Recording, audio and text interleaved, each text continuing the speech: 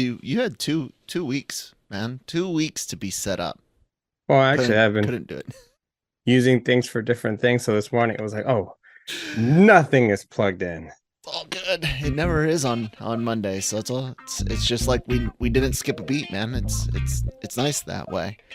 Oh boy, I guess we can roll right into it. Hello, everybody. Welcome back to the almost daily cup of genre here on the Genreverse YouTube channel and podcast network, available on all your favorite podcast apps like Google and Spotify, all more, Amazon and more. So LRMonline.com every day for all written news, articles, opinion pieces, celebrity interviews from the LRM YouTube channel, and more. Kyle, that's me.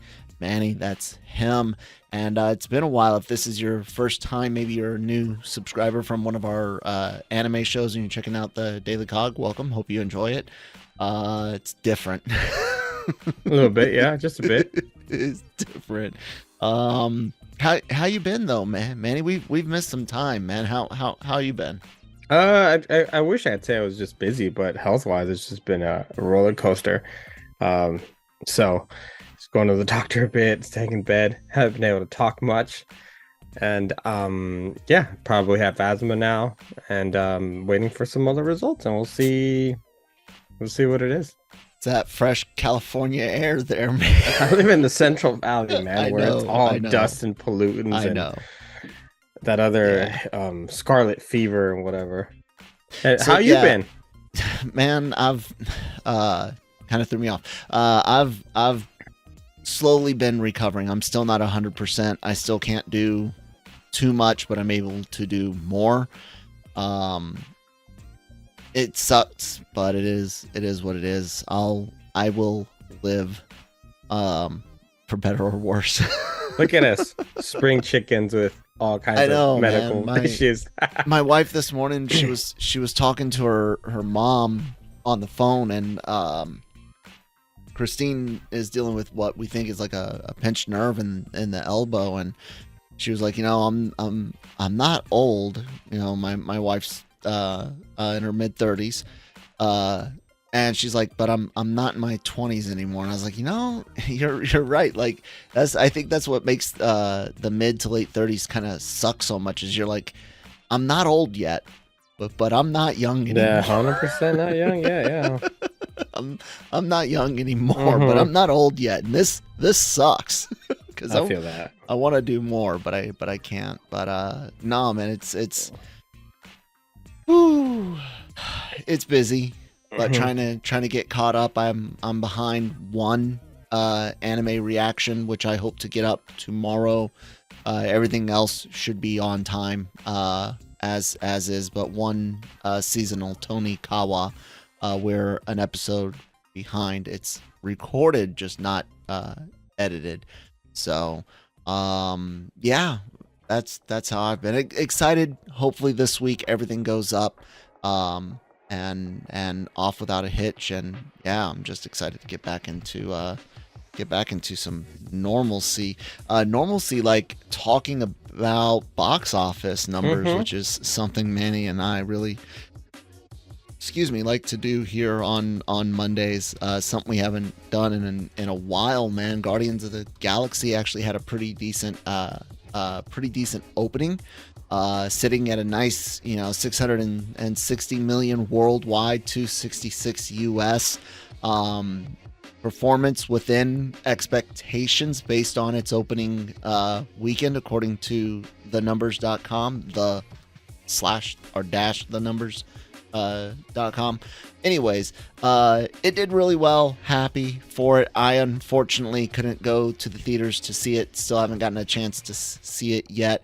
I'm gonna go ahead and pat myself on the back for getting the $1.2 billion number right for Mario Brothers worldwide, and 500 for domestic right now, sitting at 549, which is pretty cool.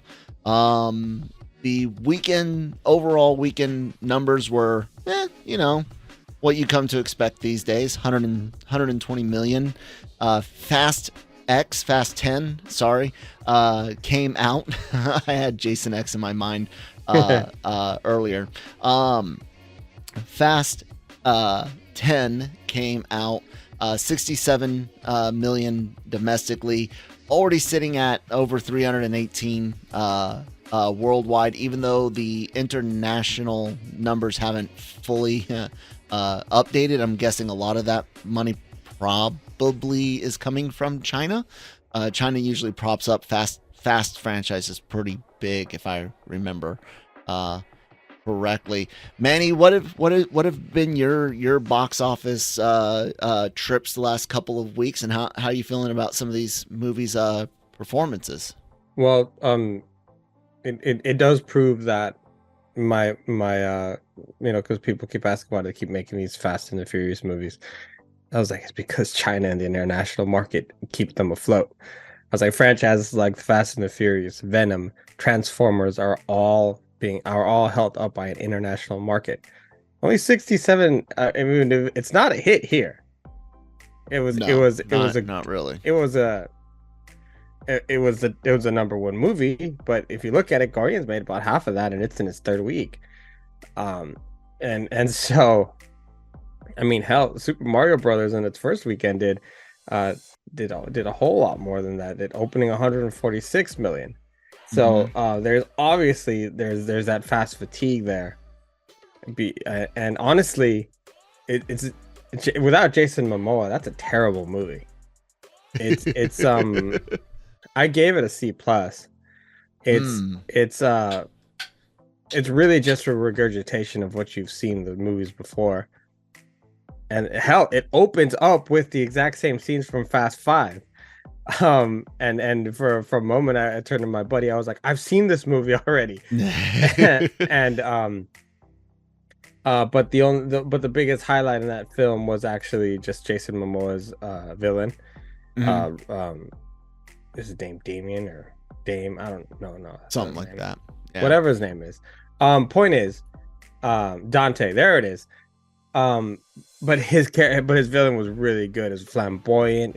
It's being compared very much to like the Heath Ledger's Joker, very unhinged and just Jonesy, wild. I think, said something similar on their Breaking Geek Radio review here on the channel. So that was my saving grace for the film. Even the like Tyrese Gibson and Ludacris banter was just dry. It was boring. It was like. It was like, I've seen this already 100 times. Like, I don't. Everyone who was dead is coming back. By the way. They talked about that as well. This thing had a $340 million budget, man. International market's it's gonna make its money back. That being said, since Fast 7 was the highest opening weekend for a Fast and Furious movie, and that was way back in 2015. It made $147 million opening weekend. Went on to make 1.5 billion worldwide, being the highest grossing for the franchise. But since then, 8 had a 98 million opening. Then you had the 60 million opening of Hobbs and Shaw. Fast 9 had 70, and this one had a 67. 6 had 97, 5 had 86, 70, 23, 50, and 40, going back all the way to 1. So this is not a super high or low. This is a middle of the pack, maybe upper level of the lower half of opening weekends for this franchise. So it's not the worst that they've seen. What do you think, man? Does this I don't know if this one comes close to $1 billion though. No, it won't. I feel like it'll stop at 5 or 6, maybe. That's what I was thinking. Somewhere in the 600, maybe 650 at most. But 550, 600. There's my window. 550 to 600. So somewhere around there. That's pretty good. Yeah. It's just like I don't know. Like even Shazam. No, it didn't. Sorry. Even like there's I don't know. It just didn't resonate. Maybe I'm just tired of the movies. Um, it's literally it's the same thing as the time before. And then, um, I mean, not as somebody who watches superhero movies, I know this sounds kind of hypocritical, but uh, if you don't believe in physics, this is the movie for you. Yeah, that's what I hear. John Wick Chapter 4 made more on its opening weekend. Suspensions don't exist in, or they're I don't know, out of Kryptonian or something, man. Because and then Dom is basically Superman. Oh, by the way, I wrote heard. this. I wrote this in in my tweet. Oh, because of Jason Momoa's bad guy, really. Um, and Vin Diesel, man, might as well have been saying "I am Groot" the entire movie, because he is stiff as a tree as far as acting performance, and it really shows when you have on your other side your opponent who's really like acting his ass off and just kind of really leaning into his character, while he's all just like, I'm going to get. It was almost like he's playing the Terminator or something. I don't know. It just makes me mad that I was never a fast guy, so this is really a caprice of. I was a fast guy when it was the first one. The first one about the street racing, and even the second one. I really enjoyed the second one as well. And then it just got way out of hand. Tokyo Drift I thought was pretty good too. I mean, that was kind of fun. That was the last one that I actually watched, and I was never into them to begin with. It wasn't like I watched it and quit or anything like that. The only reason I saw them was hanging around soldiers in the barracks or Floyd or whatnot. You see things. That's how I saw like the first season of or not all of it, but that was my introduction to Game of Thrones, was when I was in Afghanistan in 2013. Yeah, I think so. Anyways, you know, there's been a lot of stuff, and I don't want to go off too far into it, but some streaming woes for Disney has seen them pull a HBO Max and pull a lot of content off of the service, and some people on Twitter have been complaining, people involved with some of the projects, and I can't remember their name, but one of them have a movie being pulled off of Disney Plus to basically write it off and not pay residuals and things on it, because, you know, if it's up on streaming, then it's technically earning money even if no one's watching it, and because it is earning money, people are entitled to their fair cut. The days of getting points off of the home video sales are gone, because, well, all those streaming things never got put on home video, so the company can't make any money. The creators can't make any money off of it. So they're doing what makes sense financially to keep it from costing them money. It sucks. It really does. But it kind of goes to the importance of the theatrical run. But number two, it goes to the importance of actually supporting the things that you enjoy. Again, when you have the excess funds, not putting your milk and bread money at risk, but supporting it financially, to include being willing to purchase when you can purchase a copy for yourself versus just waiting on it to hit streaming. And now there's a lot of things that might not ever see the light of day again legally. Because there were no physical copies even made, because Disney was like, oh, well, if they can go buy it, then they won't need the subscription. And look, Disney, I guarantee you right now, if you released a Mandalorian season 1 box set, people will go buy it. Oh, yeah. Especially if you put the extras on it, people will go buy it, and they won't cancel their Disney Plus subscription because they own a box set. Trust me on that. It's leaving money on the table. Anyways, Disney Plus and Hulu might be one app by the end of the year. There's some buzz about that. It's funny that talking about more ads, unskippable ads, all sorts of things across all sorts of streaming services, man. And here you and I are having sung this song. Yeah. Having mentioned it for years now, myself mentioning it even back when this was LR Mornings with Jammer, like, it's crazy to see it coming true, isn't it? It's not crazy because it's not sustainable. You and I have said it 100 million times. And the problem with Disney is I think they thought they were too big to fail. I think they thought that people were just going to flock and because they're the house of the mouse, they were going to get all the monies, right? Because they're so popular. And now, unfortunately, across the board, they're having to make changes. How many thousands of people are getting laid off as we speak from Disney, ESPN, and other companies that they have. ABC News Networks. Because it's not sustainable. The Starship Cruiser is actually probably their biggest failure and their biggest and their biggest testament to really the audacity of what they really think of their fans as far as they'll pay anything for us. Is going to be closing down. Closing down. You guys can read a full story about it on lrmonline.com by Shockey.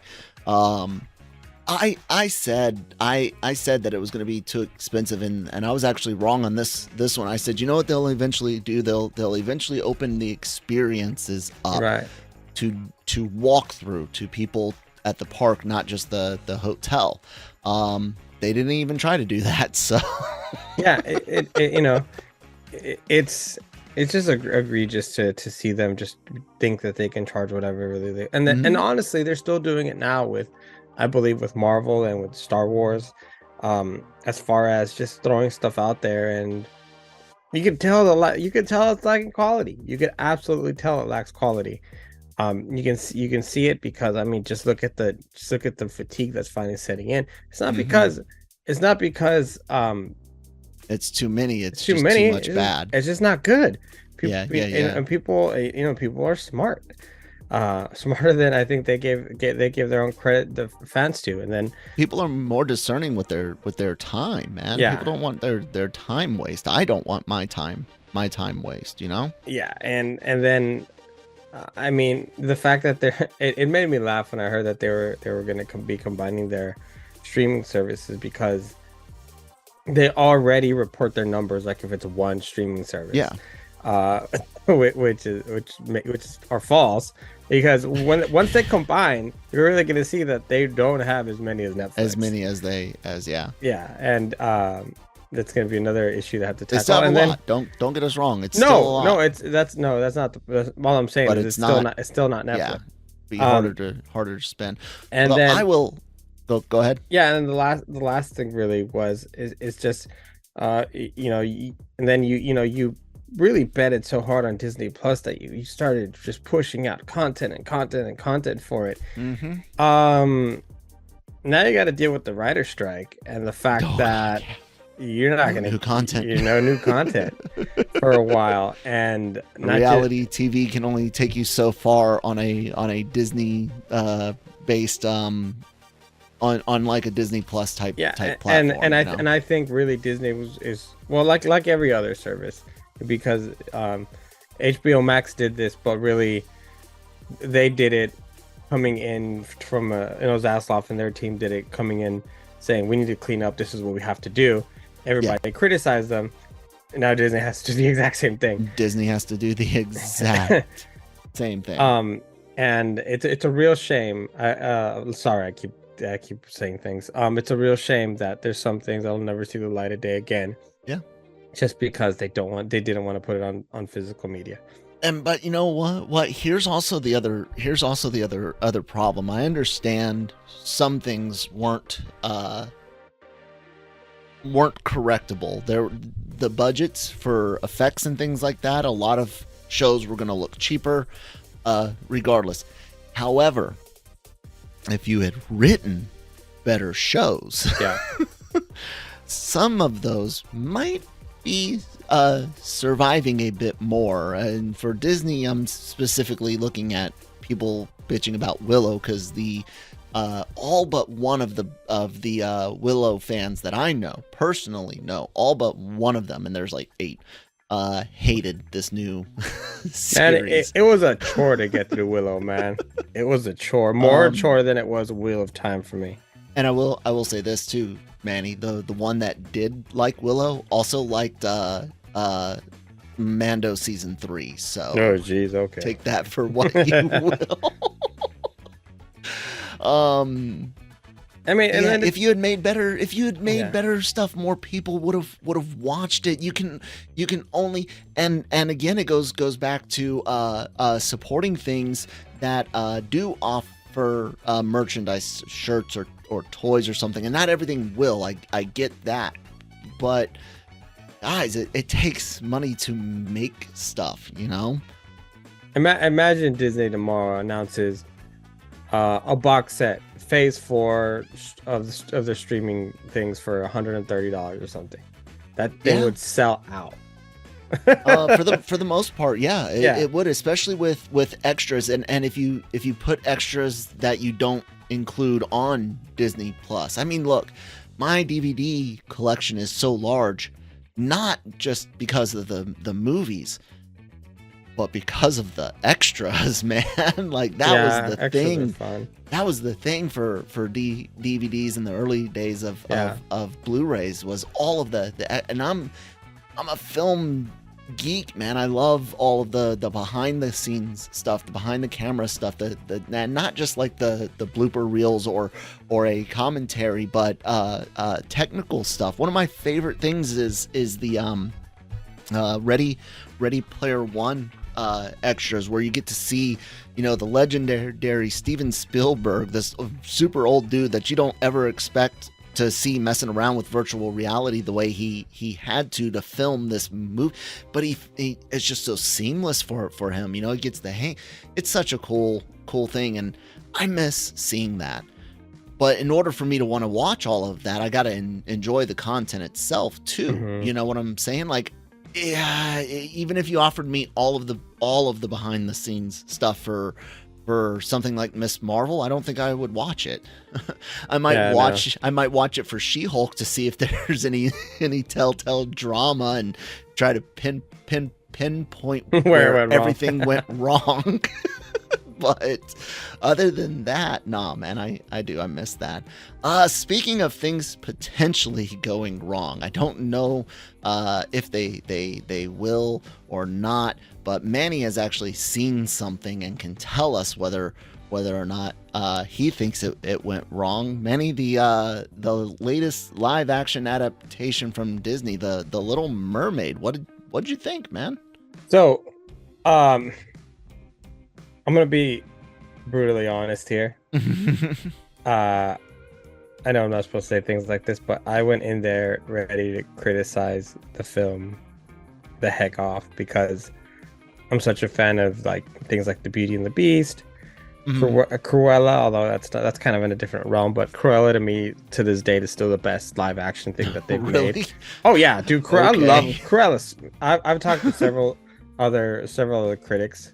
It wasn't the worst. It was kind of, it was just a little underwhelming. I've seen worse movies for sure. Well, out of what they've done so far, I mean, you could argue Maleficent was really good, pretty good too. I have no issues with that movie, but for me and for others that have that review film,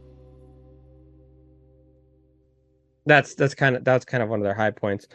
So I went and I'm such a fan of Beauty and the Beast, which had a lot of issues on its own, the live action version.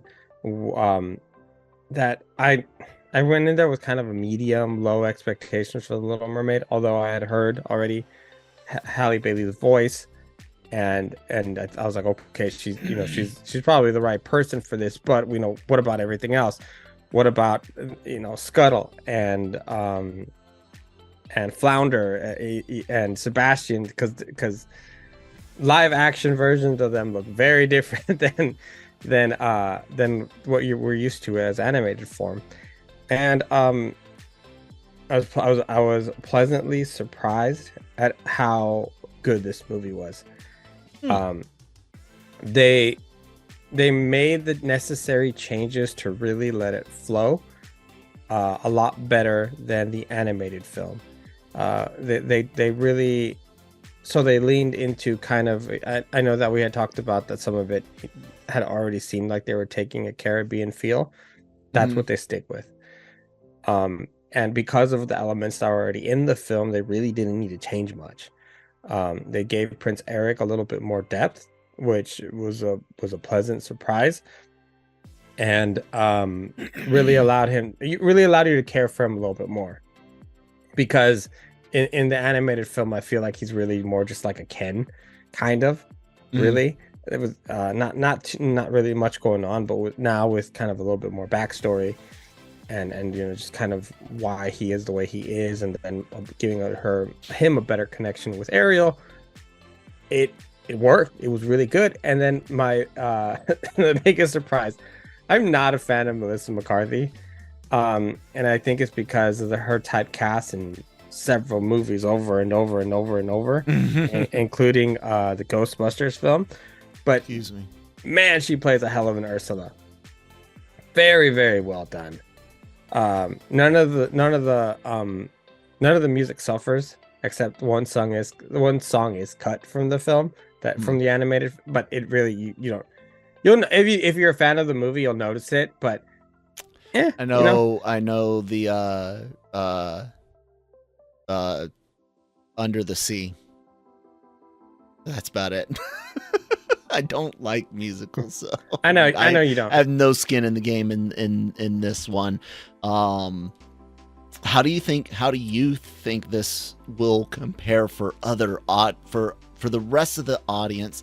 How do you think this is gonna compare to the other films? Do you think this will be seen favorably, like a Beauty and the Beast or a Jungle Book? I think was received real well, or will this get the kind of like hate things like Dumbo and Peter Pan? No, oh dear God, Pinocchio was awful. The only reason this is going to get hate is because of the racist people that are still mad that Ariel's not white. Other than that, this movie's great. There's nothing. My negatives, if you want to give you a couple, is and I know you can only do so much live action, but when Sebastian does his Under the Sea number, the fish are very, very much CGI, of course. Yeah. And it's kind of like it doesn't have that same appeal as I think the animated version of it. I mean, they tried very, very much, but And then also the CGI or the animated, I don't know, whatever you want to call it, of the mermaids themselves, especially when they move underwater, is a little distracting and a little jarring. But when they stand still, it's a lot better. But once they get up to land, really, I feel like it's flawless. Just movie, it's it's good. It's got a 70% out of only 20 reviews, of course, so far. 70% on Rotten Tomatoes. It comes out this weekend, and believe it or not, guys, if you want to hear a review, Breaking Geek Radio, one of our podcasts here on the channel, here on the podcast network, Breaking Geek will be reviewing The Little Mermaid. So check that out this Friday. And Breaking Geek Radio also has a Clips channel now, guys. They have their own Clips channel at BGR Clips here on YouTube. So that's pretty cool. I'm of course not gonna see it. Christine's really done with the live action Disney stuff. She was disappointed by the overwhelming majority of them, even Beauty and the Beast, which is like one of her favorite, if not her favorite Disney cartoon movie.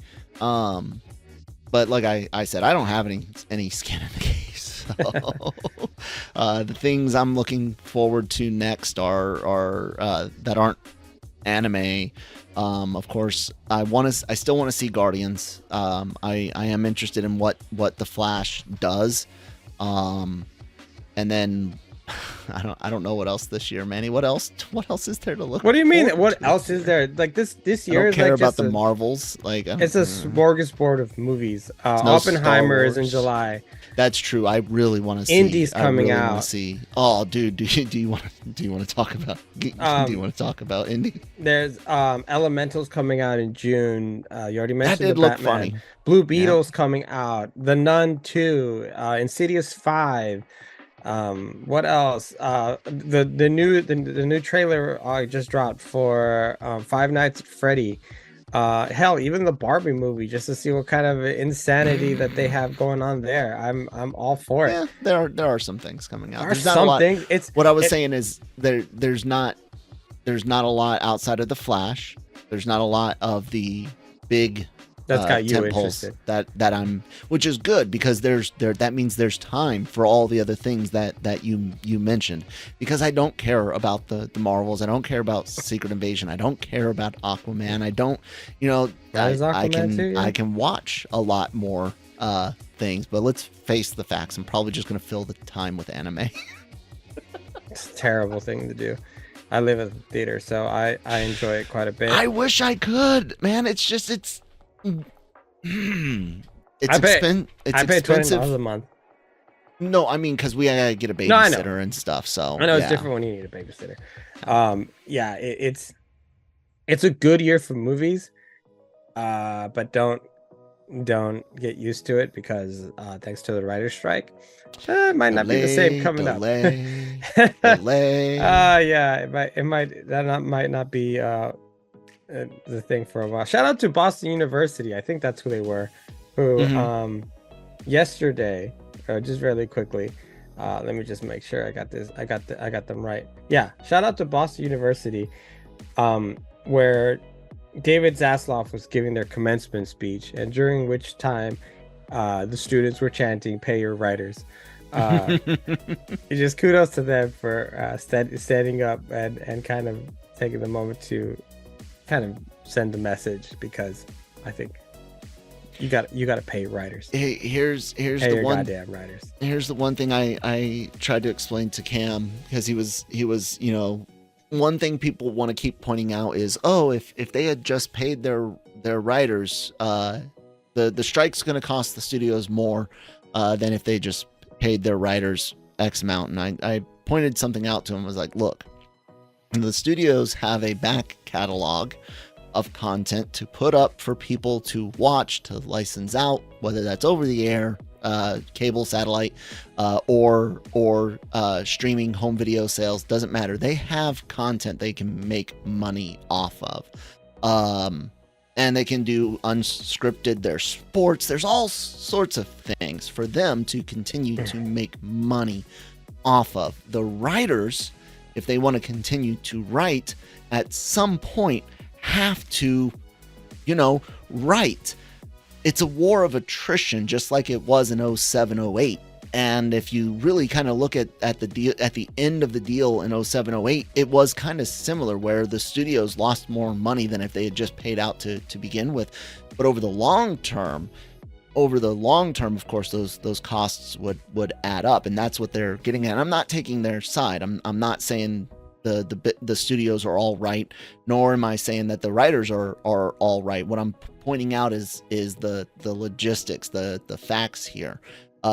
It's a war of attrition, and the writers have to either be willing to go work other jobs and and try to wait the studios out, but the studios still have a lot more they can do to starve out their enemies. Basically, it sucks, but that's the situation that they're in. I don't know how this one goes though, because it's not exactly like last time. Right. Last time there wasn't these weights around the neck called streaming services and AI. And AI. But see, that's the other side of the thing.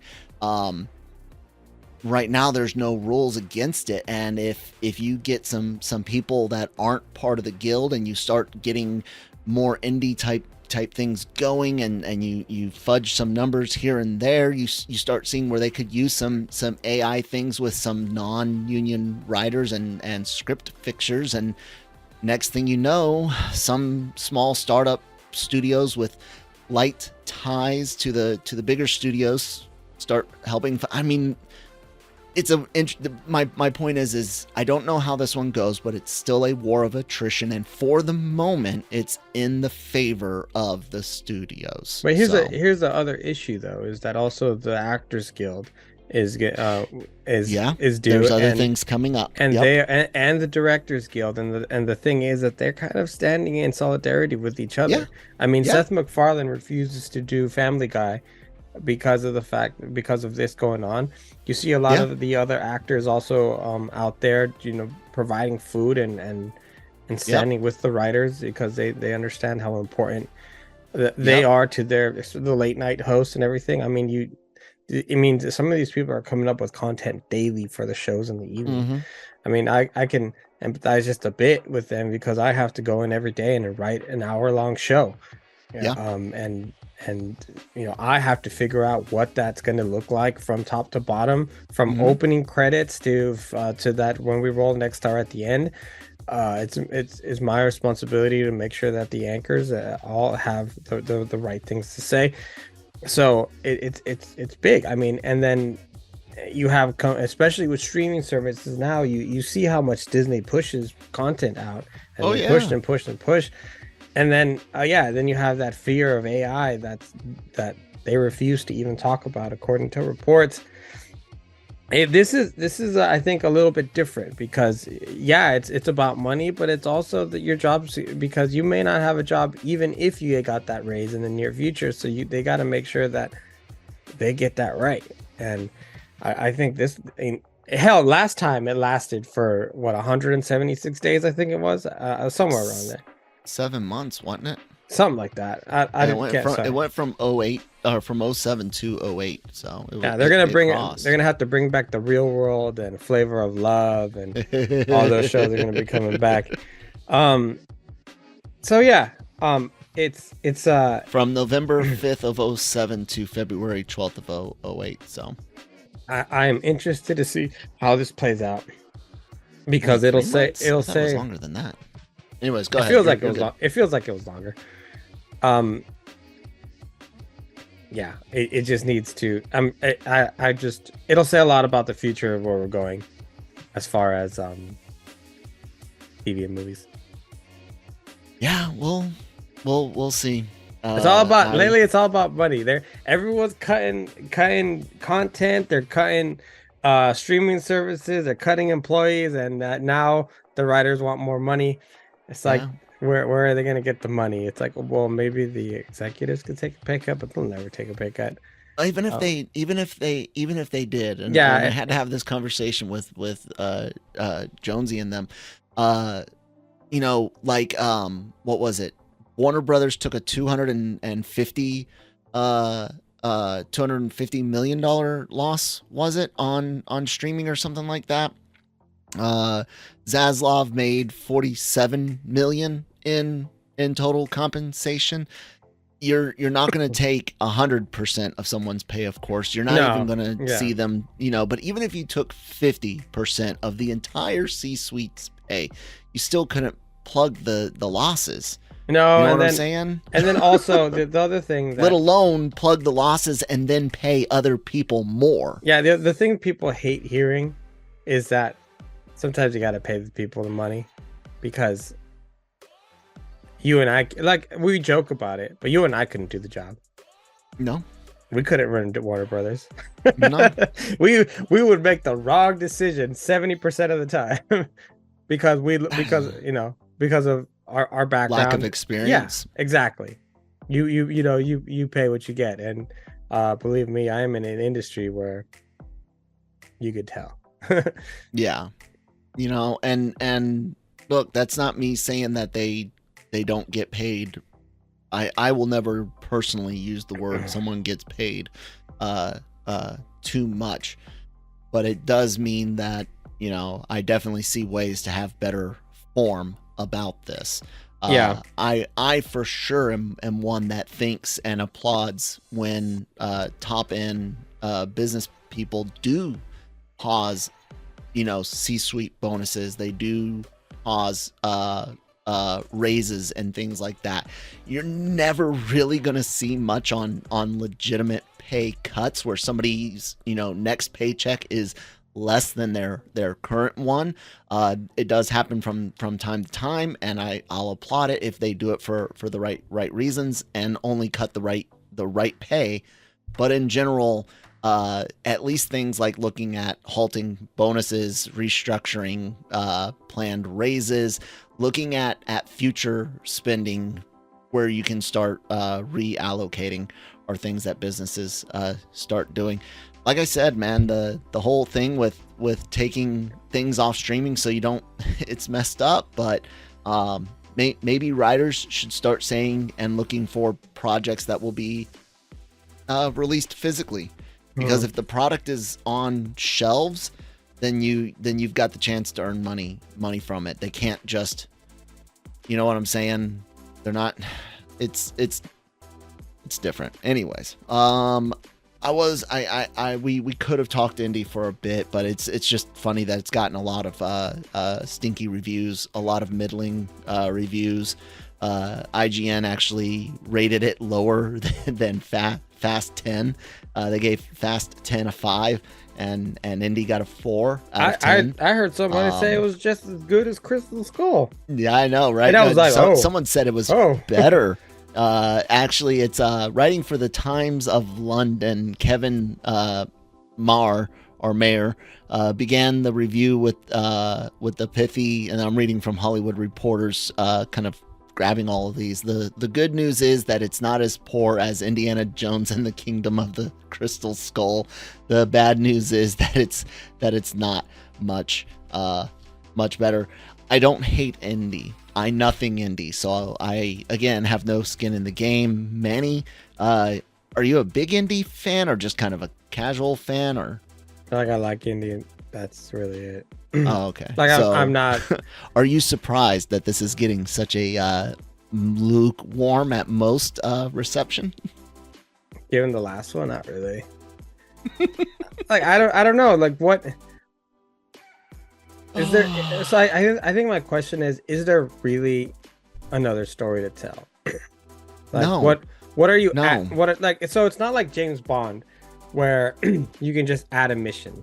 It should be that way, where Temple of Doom,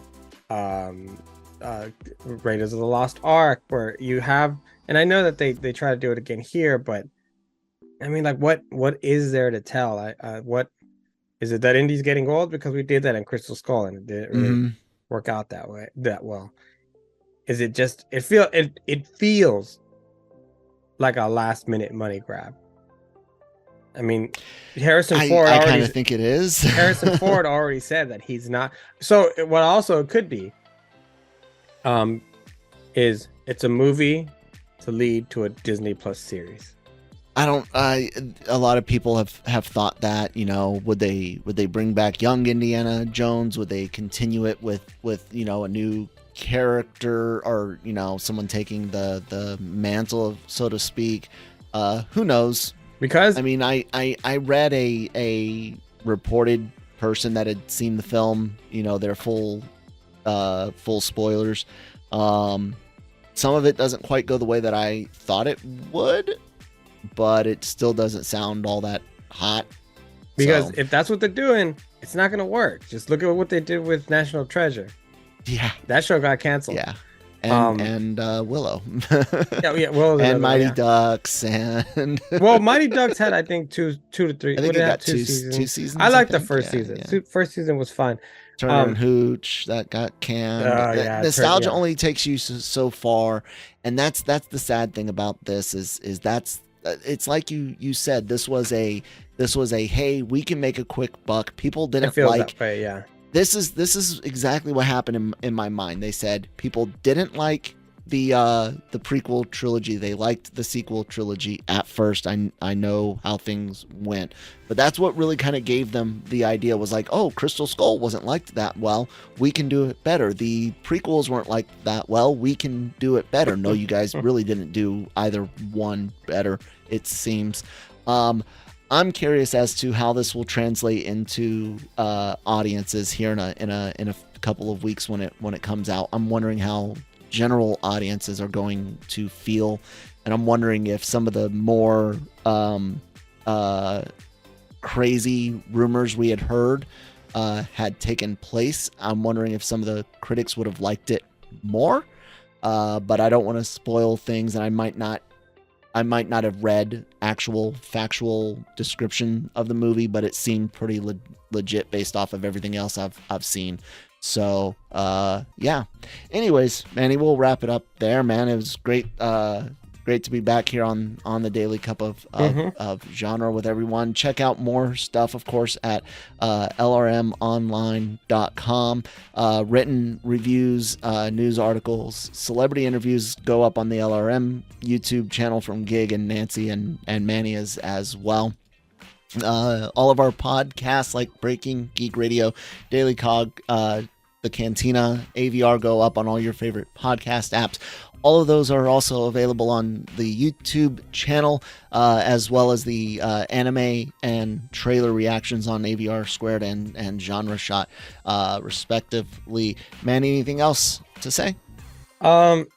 Yeah, I have a really cool kind of B-roll footage of behind the scenes at the Warner Brothers studio tour in Hollywood that is on LRM Online today, which is actually pretty cool. And then also tomorrow, this week, I'll have interviews up. Well, actually, I mean, Nancy and Gig do most of the red carpets. Mm-hmm. They do a phenomenal job because they're able to get out there. Nancy lives there. Gig's able to travel a lot more than I have. I'll be at the Mayans red carpet tomorrow. And also, if you live in the valley, by any chance, if anybody listens to from here, stay out of the goddamn rivers. Unfortunately, there's 2 kids that have passed away. Well, I'm assuming one of them passed away. The other one is confirmed passed away because they don't heed the warnings.